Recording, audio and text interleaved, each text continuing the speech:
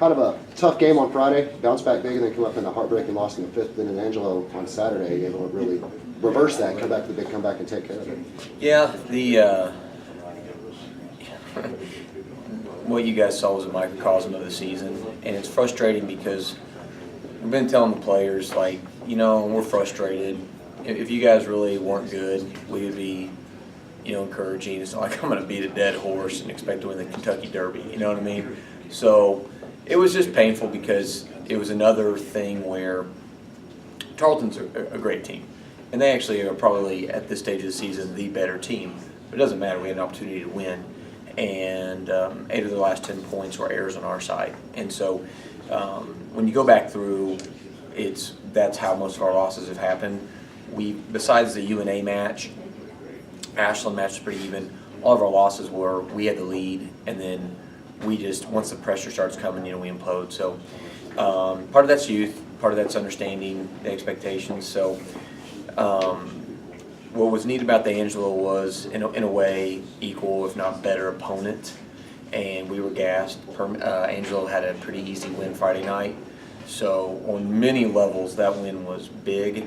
It was sort of a justification, and it'll get the kids to keep buying in and keep working hard. So it was big on many, many levels. But if you really think about it, how Friday happened and then come back to do that against a better foe, I think it says a lot about the one thing the girls haven't done all year. They haven't quit.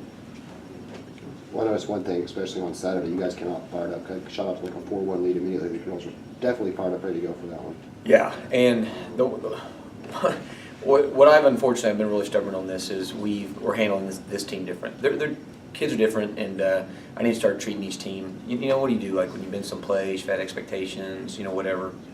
You sort of start treating the kids sort of like cookie cutter, And these kids are different, and so we got to respond to that a little bit better. And so we just keep telling them that there's been changes. There has been progress, and the way we could have come out 2-0, we wouldn't have been able to do that weeks ago. So the girls handled it right. We didn't say much after the loss, and then after the win, actually, we didn't say much at all. We said, okay, yeah, but I said, I brought up some things that we really stunk at in the game, and the girls were like, come on. And I'm like, well, this ain't the playoffs. Come playoffs time, we're going to be, happy. What is it saying? Survive in advance. Mm-hmm. But I go, we got to keep fixing this so we can replicate this and win at their place in November. And I said, we're just saying this so we get the mindset of this is expected. So it's like, man, you guys need to go out and have a great weekend. Be kids. We're doing volleyball. But understand is we've got to get to that mindset where this is expected. What did you like from Corey Haley? Well, if you were here Friday, and then how she played, and then she came out and almost hit 400, I like that because I think most people would be folding up shop by now.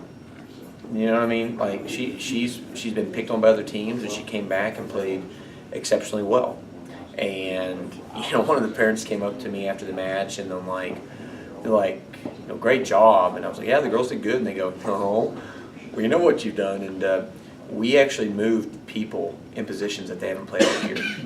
And so we took a risk, and it, paid off. So, again, the girls haven't quit. And so all we've been hitting on for the last 3 weeks there's a fine line there's a difference between you don't quit and being competitive. You cannot ever give up and be just a hard worker but not really competitive. And I think they found that fine line from Friday to Saturday. You have 3 games this week. You go down to Odessa tomorrow, and then you're back home for Friday, Saturday again. So, what do you got to do to kind of get ready for the week?